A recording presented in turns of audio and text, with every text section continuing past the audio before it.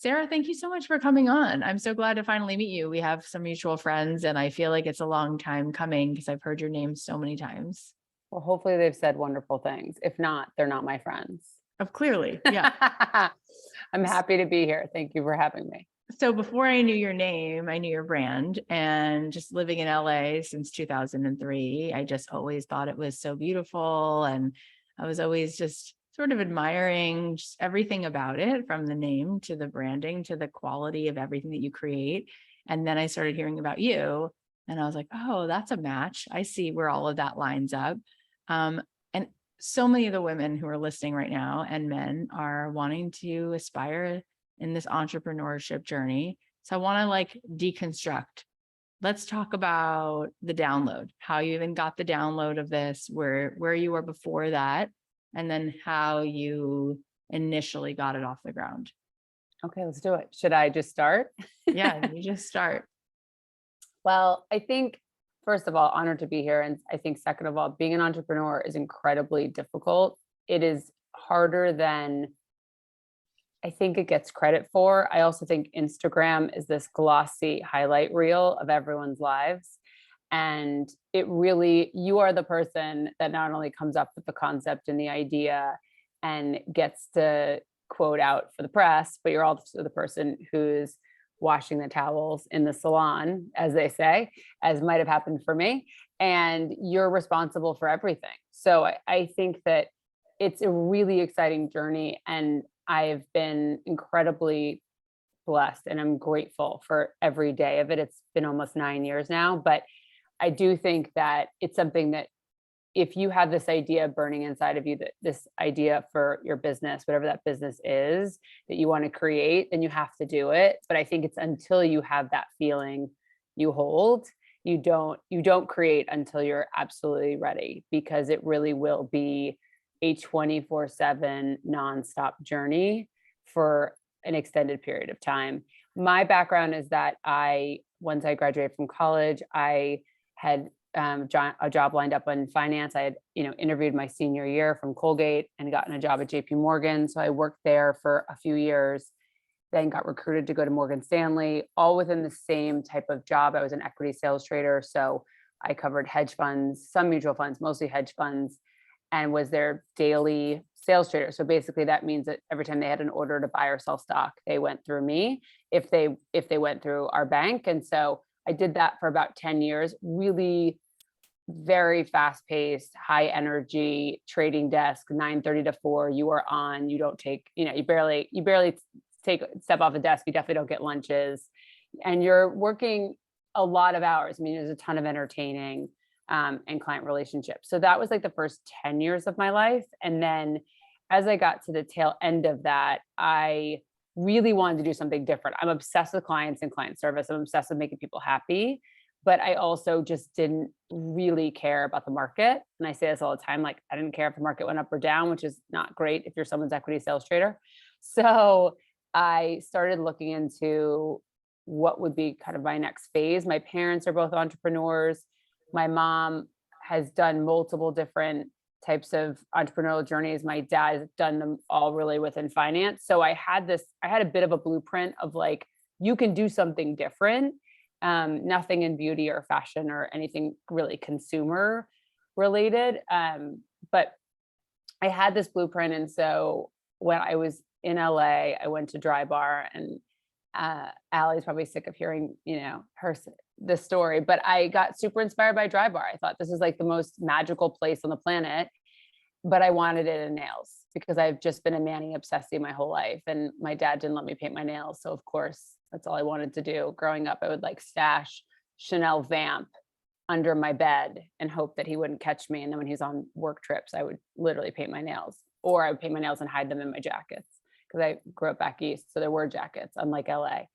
And so that's really where it started. I just really love this one experiential concept. LA does a really good job of experiential retail, Sugarfish, Earth Cafe, et cetera. And so Dry Bar was the first that I had seen in like consumer and beauty, and I loved it. And I wanted to open that in nails. And that's really where the journey got started. I mean, I didn't have a business model. I didn't have a plan. I just did it. I took my savings that I had had for 10 years. And I said, I'm going to try to do this. And we launched in 2013. It sounds pretty haphazard, but there was a lot of sleepless nights.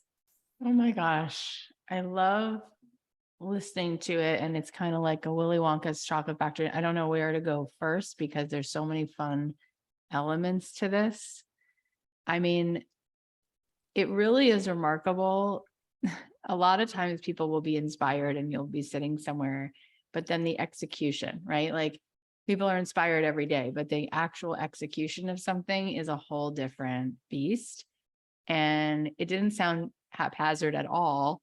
And when you were like, yeah, and then we just launched it, it's like, whoa, like to be able to have a vision and then deliver on it, like show up past your resistance, come up with the scrumptious, elevated branding. How many people want to launch a beauty product? How many people want to create a nail salon? Like it's everywhere, it's on every corner. But this was a game changer. Why do you think that is? I think it's because I cared so much. I really think that and that's kind of how I am in my life generally. That's why I gave the advice in the beginning of if you're not desperate to do this, like you can't stop thinking about it, then wait till that idea comes that you're desperate to do. Because all I ever wanted with Olive and June, which is named after my grandmothers, so it's like an homage to like my grandmother and great grandmother, these two amazing humans in my life that are very different, but have had incredible impacts on me. And I wanted to create this incredible space that made people really happy. And it's all I cared about. So I wouldn't stop at really anything to make sure that this experience was that. And so it was every decision is filtered through that lens of caring so much. So whether it be how many brands of nail polish are we going to have on the wall? Well, I don't want just two. I want, and the ones that are sold everywhere. I want also Chanel, also, NARS, also all these other brands that cost $20 a bottle and people can't really afford them more than like a vanity purchase once in a while. I wanted them to be fully, do you want that for your weekly manicure? I wanted the team to be super friendly and super excited when people walked in the door. And so that process takes a long time, that interview process, and really like working with the best front desk and also manicurist team. It's so on and so forth. Every decision that I made was filtered with so much love and so much care that I think it didn't allow for it to, I mean, I guess I would say it pushed me to make sure that every decision was as well thought out as possible. I also worked with incredible talent and knew what I didn't know. So I don't know how to design a space. So I worked with Wall for Apricots, who are incredible. It was half of the team behind 10 over 6, that awesome clothing store in LA that I wish was still around. And I also worked with Crystal Mears, who is our brand director. And we were friends at first, but she came in as a force of nature. Literally, I call her a sparkle fairy, but every brand decision I ran by her. There's lots that I didn't know about creating a national brand. It's one thing to have a local, cute little shop. It's another to create an international brand. And what does that look like? So I was working with a branding agency, wasn't really working very well, by the way. And I brought Crystal to the meeting and we walked out and she said, well, that's not going to work. And she was the one who pushed me to find the right people to work with to create this international, level brand. And so I think it's like you care so deeply and so irrationally, and every decision matters. And then when you don't know how to do things well, like I didn't have incredible, I don't think at the time, I think it's better now, I've been taught, but interior design or branding aesthetic, you lean on and you bring on, whether you hire them or give them equity or whatever you have to do, you bring on talent that you still have your voice, but that like you're really leaning on them to help bring out the best in you as the entrepreneur. Yeah, I again, so many yummy aspects to this. One of them is where you talked about like maybe somebody made a vanity purchase once or twice, but I wanted them to be able to have Chanel if they wanted every week for their weekly manicure. And then when you talk about the branding, it's interesting to me because having now spoken with thousands and hundreds of thousands of women over the last 5 years who want to create their own experiences and platforms and businesses. It's uncanny how often people believe they need to make things inexpensive, as if there's this like barrier. And then the way to be humble, the way to be accessible, the way to grow is that everyone can afford it. It's just really interesting. And then there's the brands we all love, right? There's Gucci, there's Louis Vuitton, there's Cartier, and there are experiences where you walk into a nail salon and you're not there because of the price, you're there because of the residence. And it's interesting to hear from you how you could just vibrate at that place, how you could just make a decision to choose that level of residence. And it might have been the kind of thing where that was just where your frequency was. So it wasn't really a choice. But there are so many people who think to themselves, if I'm going to create anything, an event, a product, a service, my first barrier entry is, well, this has to be something that everybody thinks is such an easy thing to afford. And then there's a whole other way of creating a business, which you're not selling price, you're selling value. And it just costs what it costs. What's your thought behind that? It's interesting because I think you make such a good point. When I first opened the salons, my frequency, as you say, was I want 10 brands of nail polish on the wall. I want this to be, and we were an affordable luxury salon, right? So we were probably in the middle of salons pricing.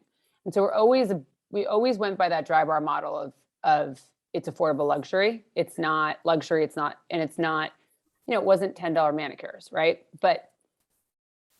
And then I wanted it to be, because of that price point, I've always thought about value. I've always thought, okay, well, if you're in that salon, I want the best products, whatever their pricing. By the way, I think there's a lot of incredible brands, including my own DIY brand, that is affordable and is a mass line. And then there's a lot of incredible products that are expensive. And so what's the mix of that, right? And that's kind of how I do fashion too, by the way. It's like, I wear a ton from Target. I also love certain, like a luxury bag. And so there's a high low there that I've kind of always operated on. But I think to your point, I wanted the value. Like I was looking at value of, now sometimes more expensive nail polishes with all things don't work as well as less expensive nail polishes. So you also had to have the quality, right? So that was the other thing that we were very focused on. But as I have, to your point of frequency, as I have built Olive and June, what I've realized is that, first of all, we grew a brand that was bigger than just like a nail appointment. It was about a lifestyle. It was about the way people felt when they walked out of that door, and what their manicure then was like part of their whole week, and that journey that their manicure was, whether it be their daughter's birthday party or their job interview or their first date or their wedding anniversary or whatever it was, that manicure was part of that journey. And what I realized with Olive and June was, if I could bottle that happiness and give it to more people, right? Because at that point I was at this affordable luxury salon and there were thousands of people every week at these 3 locations. A few years we had 3 locations.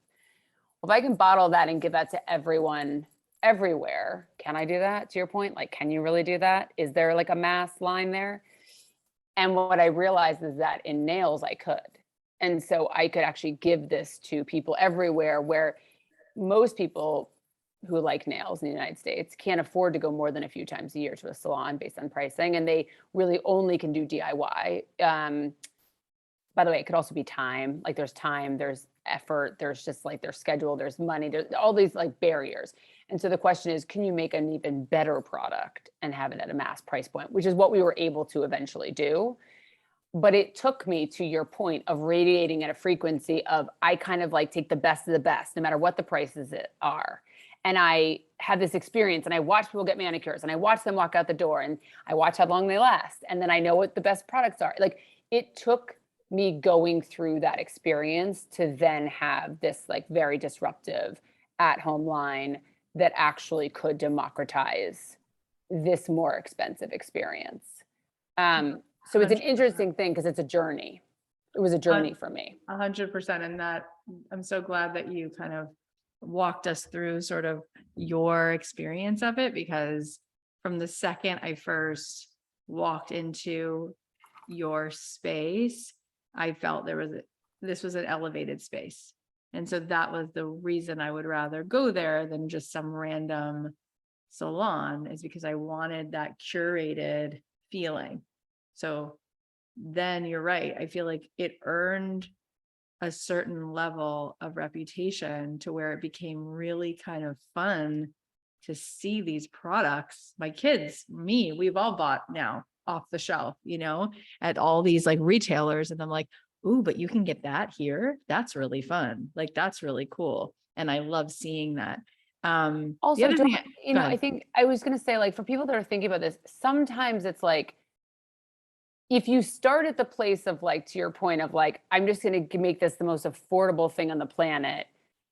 Well, I mean, I think, first of all, yes, right? Yes. Let's always come from that lens, right? Because the reality is true inclusivity and accessibility starts with price, right? So yes, but I wouldn't say, but I would say yes. And how do we, and Drew Barrymore taught me this with Flower Beauty, right? And Kristen S followed in her footsteps with Kristen S. They created lines that were based on their experiences in their lives of having the best makeup, the best hair, all these incredible access to all these like, quote, best, whatever that is. And then they created these lines, Flower Beauty and Kristen S hair, which are mass lines, and they are awesome. And they are products that people can afford. So you kind of have to, like, by the way, there's a lot of really great products that are expensive that suck. So like, that is what it is. But there's great products that are expensive that are amazing. And if you're able to have that access and then say, okay, then I'm going to create, not just for the sake of selling a lot of stuff, I'm actually going to create this incredible line. And for me, it's nail polish that is as clean as possible, that's as effective as possible, lasts as long as possible, and in the best colors, right? And easy to paint, with the brush and all the poppy and all the things. Then you've created something truly special in the world. And I would say, I'm not the first to do this, not even close, but I was inspired by some pretty incredible women who had that access and then created those lines. So I want to dial it back for those of us who are listening. And sometimes we're like, okay, but what's my next 3 steps? Right. And I've already gotten to the successful line. We're there, right, guys. Just do that by Friday. No big deal. So Allie's been here twice, and Allie Webb. Yeah. And she told the story of like being at Mommy and Me and like offering to drive over and give people blowouts. And then it was like, well, maybe I could just do this, like just give people blowouts. And then she went to her brother, and then they opened their first store. So what was your experience in the beginning? Like, did you have women come over for an event? Did you paint someone's nails? Did you I don't know what your first 3 micro steps were, but I want to know what those were. I'll tell you for the salon, then I'll tell you for the product line, because they're obviously the same brand, but different businesses. Yeah.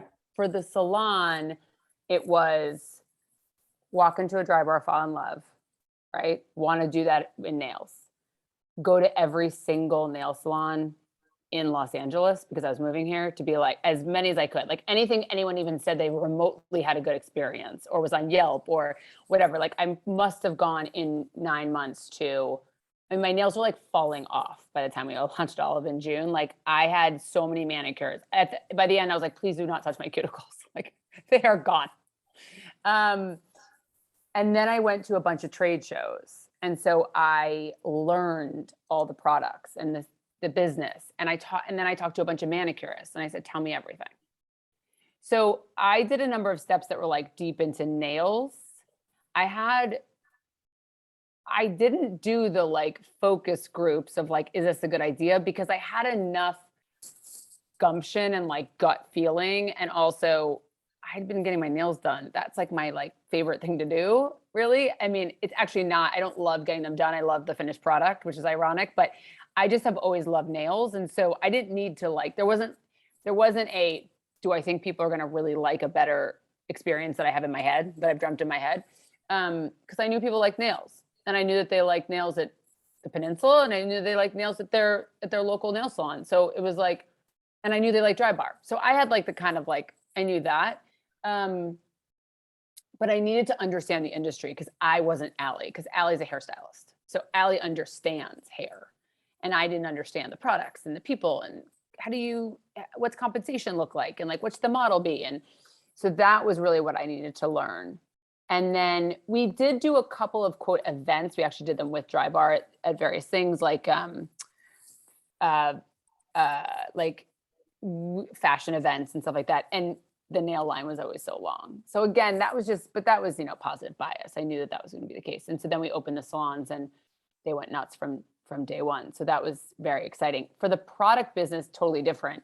I did a deep dive on the industry. I said, I wanted to know exactly what was being sold, where it was being sold, what kind of products were being sold. And you can get all that data. So if you have the right source. So I did a deep dive on data. I did so many surveys of what consumer behavior was like, because all I knew was that people just get their nails done at a nail salon. Not many people around me were doing their own nails. So we did a ton of surveys, and then we worked with industrial designers and engineers, and really about human mechanics and exactly how your hands work, and really how does the manicurist paint the nails with their dominant, and then how do people paint with their dominant and non-dominant, and then based on the surveys, okay, the number one thing people think they can't do is paint their nails. Okay, got to solve a product for that. Number two is they don't know how to do a manicure. Got to solve a product for that.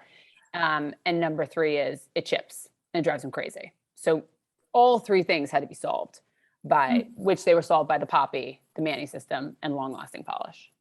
And so cool. Go ahead. very different, very different, very, very different 3 steps, I would say. It's interesting to me because,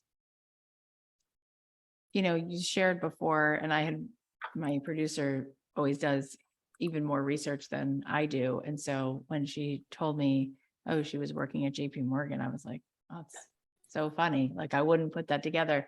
But then when you were talking about all this, it's interesting to me because my first job in LA, one among my first jobs in LA, was I met a guy in Brentwood at a restaurant, and he worked at a commercial real estate firm, and he bought $300 million Westfield shopping malls and sold them in pieces.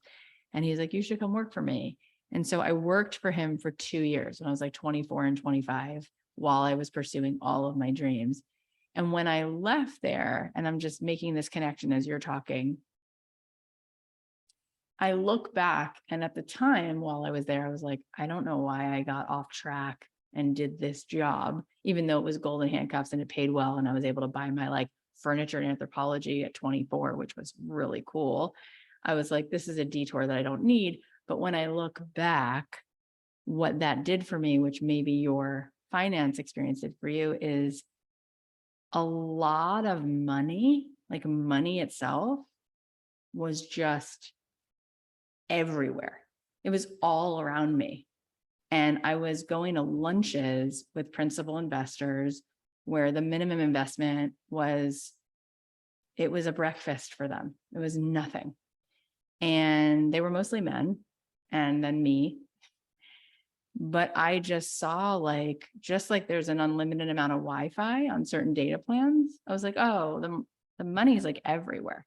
There's just tons of this expansion. And it changed the way I thought about possibility and money and playing in this just beautiful playground, this just beautiful field. And I think it was a subliminal, subconscious reprogramming for me for then the rest of my career. It wasn't a hang up. So I'm just saying that because it's interesting that you went from destroying your cuticles and then you just opened a salon. So many people listening would be like, but how would you do that? How would you raise the money? What the hell? You would need so much that it feels impossible.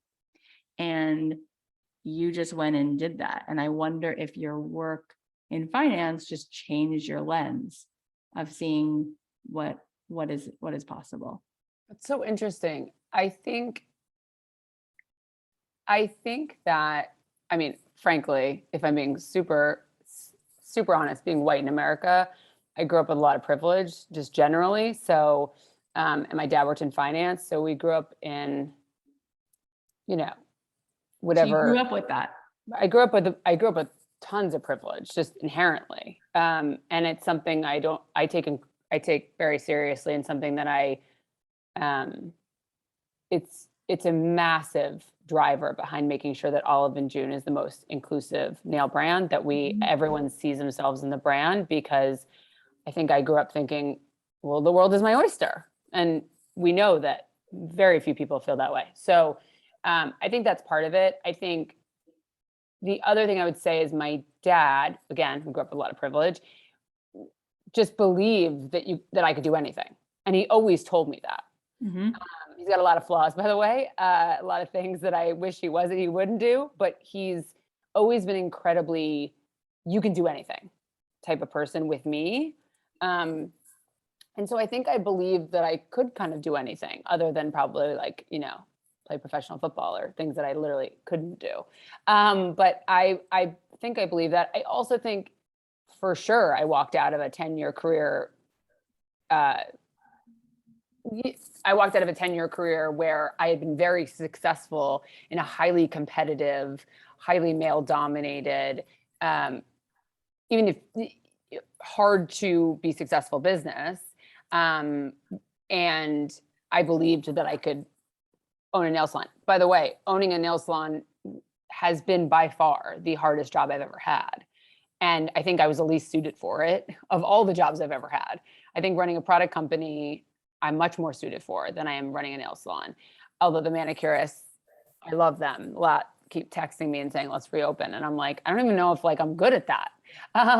But because I was so focused on the consumer experience, like I was not I think I look back and think I should have been way more focused on other parts of it. I was so focused on the customer, and to a point where that's where the times were, but it's not exactly I look back and think I could have done that a little differently. But I do think that, to your point, I am a person, most likely because of my dad's influence, who has felt, and the privilege I was born with, was felt that I could do anything, and I just do it and I see what happens. And most of the time it works out. By the way, sometimes it spectacularly does not work out, which is of course not the things we show on Instagram. But yeah, I think, and I think I could wish I could bottle that too for people. But again, it goes back to, if you don't have that personality, or that idea is not giving you that feeling, that's your stop sign. It's so interesting because you're making me think, and that this is why, by the way, one of the reasons I love doing a podcast is because when you talk to really bold, courageous, interesting people, I'm learning every podcast 15 new things. And something you just said, which dawns on me now, is because I made that whole speech about working at this place and how that opened up the doors for me in terms of my mind, because my parents had gotten divorced when I was a kid, and we didn't have, we couldn't pay the electric bill, and I lived with my mom in this little apartment. And so that was my first experience of oh my gosh, this is just want some more water, want some more mud, these people just had. But what you just made me think of was what your dad, that piece of you can do anything, because as I'm flipping through the catalog of humans who've been on this show, I think about how the majority of them were not born into privilege, and they made millions and billions of dollars. And I'm thinking about what you said about your dad, and I'm reminded about Howard Schultz, who was here and said he grew up in public housing, and they lived in a tenement, and Jewish Family Services used to bring them food.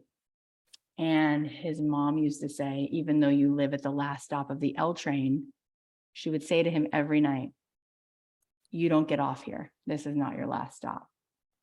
And he's like, that's where I knew it, because she just drilled that into me. You don't get off here. You won't stay in this. And I think about Barbara Corcoran, who was here, and she lived with like all these siblings with no money, and she was a waitress, and Damon John was like, everyone I knew was either like in jail or dead. And I was like, what am I going to do? And like, literally, I'm going through the list and I'm thinking about the belief that somewhere along the way changed everything in their brain.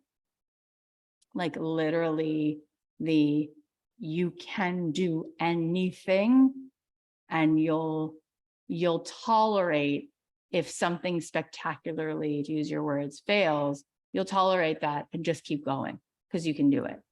And like, I wonder actually if that is so significant, really, like if that's the ultimate gift, is to have that along the way. Have that person, you mean? Or something along the way that one way or another, your mindset is that way, that the mindset piece of believing that, because that's what everyone who comes on the show has in common. Ultimately, the reality is we all face these struggles. And the question is, in these struggles, right, to your point, what's ringing through people's heads? And for me, and it sounds like for some of these other guests, Howard Schultz's mom, like for like you, by the way, it could be an, to your point, it could be something that happens to you. It could be a parent, it could be a teacher, it could be your best friend. Like there are these influences that like they make you think to yourself, I can do anything, or I will get to where I want to get to. And I also think a lot of people in this world who have stayed humble, for example, are people that have gone through ups and downs, right? The people that have just like ascended, and we've just like, and you see them tweeting and you're like, what are they saying? Those people have never faced adversity.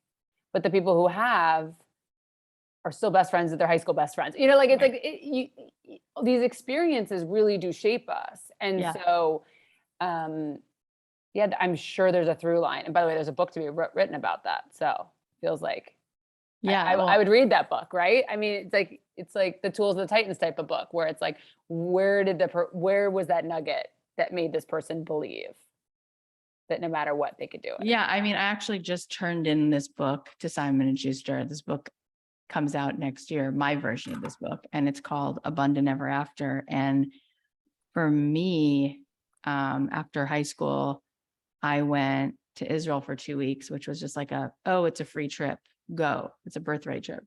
And I just stayed for almost 3 years and learned a lot about like my soul and my ego, and then started studying like tons of other world religions, and then started getting into mindfulness, and then spent 2 years at UCLA's Mindfulness Center, and then started doing all these like week-long meditations. And then for me, it's like what Gabby Bernstein says, or Wayne Dyer says, it's like, we don't get what we want, we get what we are. And when we know who we are, and we separate from this ego, this very limited story, but we kind of connect with this endless, infinite consciousness, then everyone is abundance, right? Yes. And then how can we bottle that? Or write a book, or like, but so it's about tuning into it. And that's good where for you. That's amazing. And that's where I feel like I want everyone to know, wherever you are in the whole universe, that you have access to that abundance, because that is who you are. Like we are each an infinite light, an infinite stream. How much can we give love from that place? Infinite. How much can we receive from a place of consciousness, soul? Infinite. And everyone gets to have that. And everyone's so unique. I mean, I think the thing that we forget when we're in like our own head or our space, or sometimes we can get down on ourselves. And Crystal, our brand director, said to me, and I just remember this because I was coming up with the branding for Olive and June, and I was working on the logo and the font and the sub font and like all the things. I love the font, by the way. I'm kind of obsessed with it. Oh my God, thank you. And so she was like, and I'm kind of like half pretty, like into clothes, into beauty, nails, and the other half of me is like, wants to like basically play beer pong and just like hang out with my friends and like scream at a like sports game. And like, I just have these two very different types of personalities. I should be a Gemini, but I'm not. I'm a Libra, so maybe that's why, because I'm balanced. But it's just, she said to me, this has to embody you. It has to feel like you. And so that's why it's pretty strong font, but you have a lot of like softer neutral colors, like beiges and creams, and we had light pink, and so we try to balance it because we believe that the two sides of my personality are really what makes up Olive and June. And that's why, and everyone's brand, for everyone who's listening, is creating a brand, like it should embody you, because you are unique and special and no one can be you. And that's why I never really worry about competition too much. Like it doesn't, I'm aware of it, but I kind of have like, and Eva Chen told me this great advice once, like I have like horse blinders on, like I'm just focused on what I'm doing. And I was like already there. But I remember one time I was like having this moment. She was like, you do this so well, keep doing it. Because the reality is that like no one can be me and I can't be you. And that's the special. Yeah, that's your superpower. I've always wanted to ask you that. How did you come up with the logo? It was kind of like that. It was basically, I came in with a lot of inspiration. All my inspiration was like copying other brands because I lacked creativity. And I say this on Instagram a lot because I think it's a really good example of me being honest about the fact that when I started this journey, I wasn't tapping into my creative side very much. Like I just worked in finance in like a very specific industry for a very long time.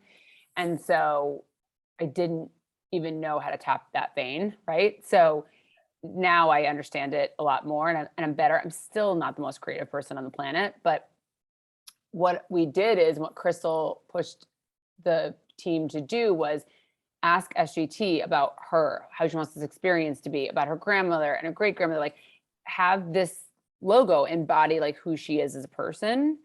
And so it really became like, I'm pretty strong. But also I have a side to me that's like, that is pretty soft. That is like, and so whether it be personality or the way I like to spend time, or like we kind of dove into me and then created this, like, again, very like intense, like the ampersand is intense, like the O and J when it was just Olive and June, which we don't use as much anymore, is very block style. But then you use these softer colors, which tempers it a bit, right? It's not, we never use the color black. We don't use that because like, it's just like, that's too strong. And then you have too strong of a font. So you try to juxtapose the two to be this kind of like softer, but very strong, very firm stance on who we are. And I do think you see it in our product too, right? Like our product is gorgeous, but it works. Like, but I mean these legit. like these 3 lines. Which 3 lines? Like on the logo. That like Olive and the ampersand in June. I mean, what are you looking at? Like, well, I've seen it 1,000 times. Oh, you can't see. Oh, you're looking at the bottle. Yeah. So the bottle, meaning like the ampersand and then Olive and June. What's the 3rd line?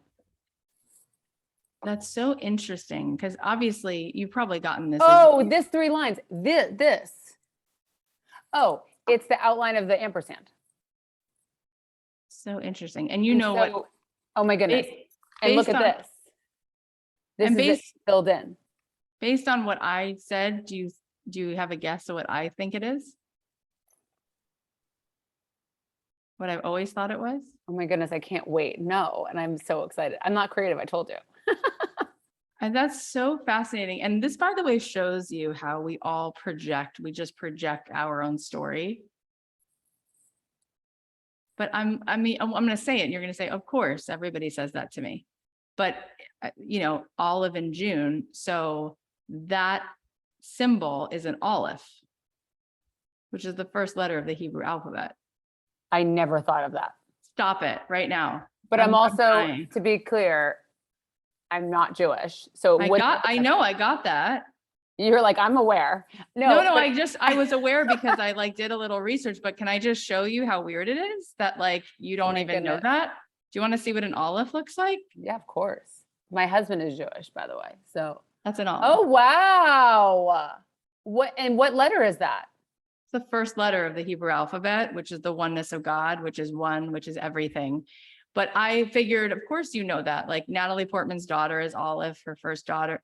Olive is like the most spiritual. I feel so honored. Like, I feel like it was spiritually supposed to be. Well, this is what I don't get is like this whole time that I've known it. And the fact that it's Olive in June, I was like, oh, she's making a play on the word olive because it's an olive.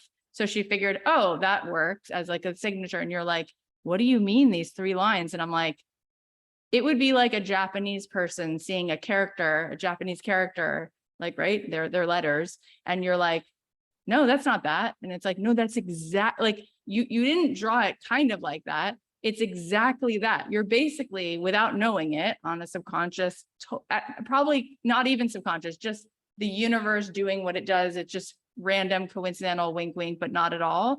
That's literally the sign of oneness and divinity in the universe is the olive.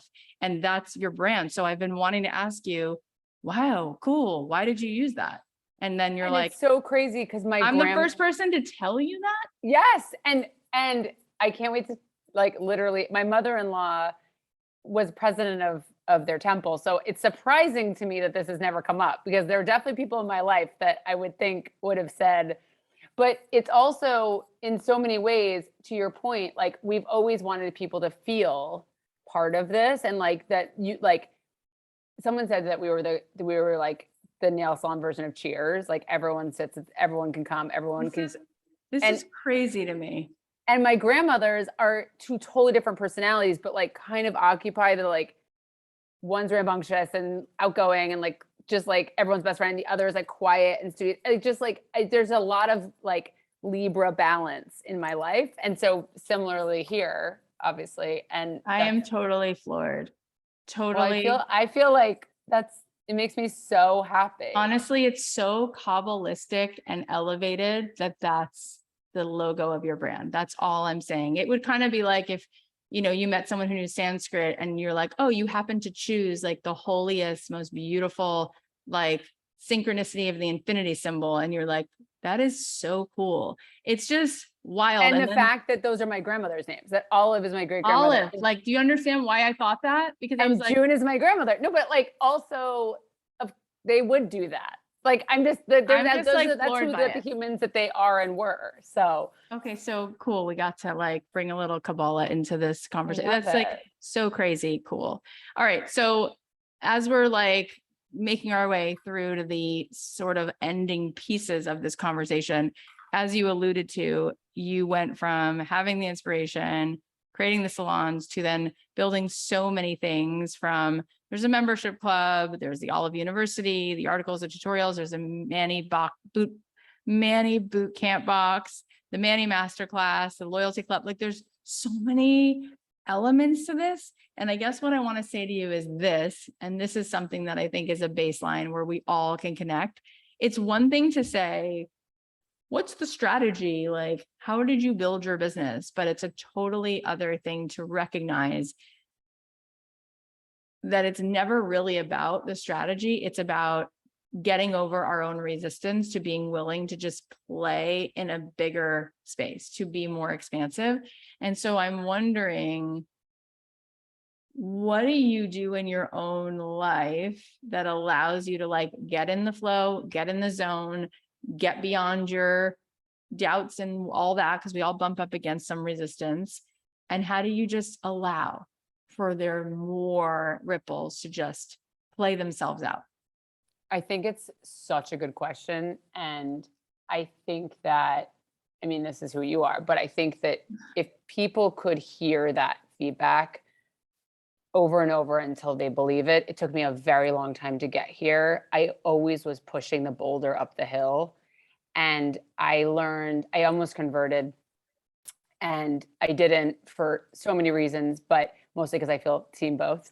And I was like, I want to be both. But I remember the Rabbi Karen, she's incredible. Like, she brings tears to my eyes. She said to me, the moment you are in now, you are flowing with like the ocean, basically. Like, you are part of it, and you are not trying to create the wave.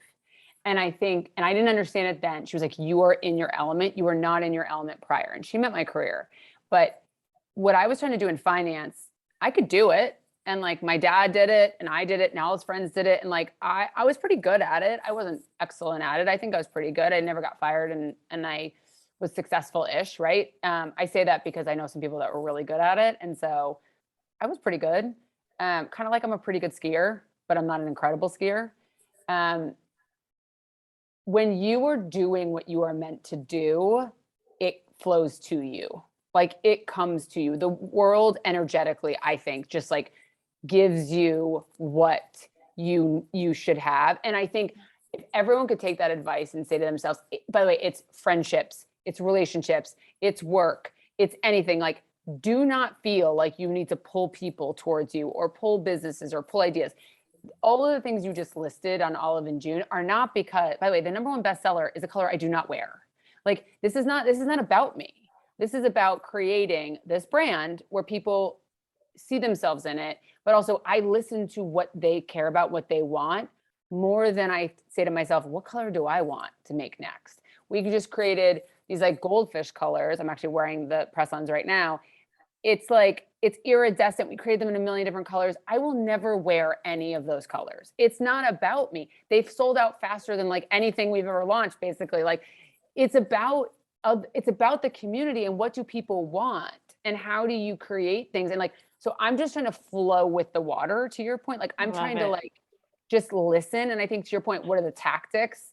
I think allowing yourself, it's like the best example I can give is like, you're texting someone you like, and they're either texting you back a lot or they're not. Like, those relationships. Sure.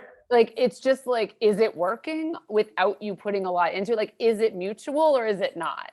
And so I've tried, and by the way, I'm still doing this at 41, almost 42. I'm still like reassessing friendships that I'm like, this isn't really serving me. Like, this is because I thought I wanted this person. Like, like, we're all there. And so it's like the same thing with work. It's so important to just recognize the signs when things are flowing towards you, and just lean into that, and then vibe off of that. And it's hard to do because, like, a toxic person you're texting that you want to like you is really easy to obsess over, or the job that you think you should have is really easy to be like, or that promotion. But it's like, is any of that matter? Like, is that really what's going to make you happy? Or because the life I live now with Olive and June is, I'm 100,000 times happier than when I was making way more money working in a job that I did not care. The Wall Street Journal went unread on my doorstep for 10 years. And I know it's a lot of paper waste, but I think it's an important example of like, I did not want to be in that situation. Oh my gosh, I feel like we could have started the conversation here and it would be so juicy. That whole riff you did on like, you're texting someone you like and like, is it mutual? And that is such a brilliant example because we've all totally memorized that feeling. When you're pushing it, and when it's just flowing toward you and it's happening because that's where the river's going. And if we could all just like really get that, like, we decided somewhere a long time ago, I feel like the world decided that things just should be this level of effort and hard, but really everything beautiful and good that comes there is an undeniable feeling of a flow. And even if it creates in you then the wanting to know your craft better or to have mastery over it, that's a separate thing than the feeling that this is flow. Like, you keep being led to this, like it keeps chasing you back. And we all know that. We know that feeling. And so I love that you just shared that, because holy crap, like, it's so true. And like what you just said, like, you're so much happier now. So at the end of the day, like, the net is like, just follow it, like, trust it. And it's amazing. Don't compete with others, because that's what pulls you into that weird, I need to be dating this person, or I need to be going to this college, or I need to be, I need to open this store or work in this field or stay married or whatever the story is. Like, all that stuff is other people's stuff. What do you feel pulled to? And I find that but I'm still learning it, like, because it's all aspects of our lives. It totally is. And I also wanted to just comment on what you said so beautifully about, like, I would never wear those colors. Like, it's not about me. Like, you said it like 9 times, not about me, not about me. And Seth Godin is one of my mentors and someone who's really taught me what it really means to be in business. And he says it so well. He's like, It's radical amounts of empathy, radical. It's not about you. And I think when we look at people who are really successful, at some point, Lady Gaga starts to think about the pain points of the audience, and she brings that to her when she writes a song. At some point, you know, the director is thinking about, what shot do I get? Who's watching this? What story do they need to hear? And that's what's so beautiful. And I think that's why we can allow ourselves to have the greatest capacity for expansion possible, because we're not doing it for ourselves. Like, you're not rising for you. You're hopefully completely rising on behalf of a collective. Like, you're just an ambassador going to work on behalf of a collective of like, what would make them smile? What would make them dance? What would make them light up? Cool. I'll take the note. I'll take the feedback and I'll build it. And I'll just be one person along the way who gets to be an ambassador for that one part of their life. And That's exactly how I feel. I get to be part of this magical journey, and that's exactly how I feel. So tell everybody where they can buy the press-ons, where they can where they can be a part of your life and just follow along as well. Yeah. So I always say you can follow along at Olive and June. So it's Olive and June on Instagram, TikTok, on our website, oliveandjune.com. You can buy everything. You can also buy a selection of what we have at Target nationwide, which is super, super exciting. And the section's really cute. And if you go there, by the way, and it's like a little messy, please clean it up for me. Thank you. Mass retail can be sometimes things go out of place. And if you want to follow me in my journey, which I find to be way less impactful and exciting, but my daughter's really cute, it's Instagram at Gibson Tuttle. This was just so fun. Yay. Oh, yay. So yeah, this was so fun. I loved it. Thank you so much for all of this. I can't wait for the follow-up episode on dating. Oh my God, you're so cute. Me too. I'm on my second marriage. So it's like, I can teach people. I can be like, this is maybe that's flow. That might be the whisper of where you're being called to go next. Thank you so much for this, Sarah. This is so good. So fun. Thank you.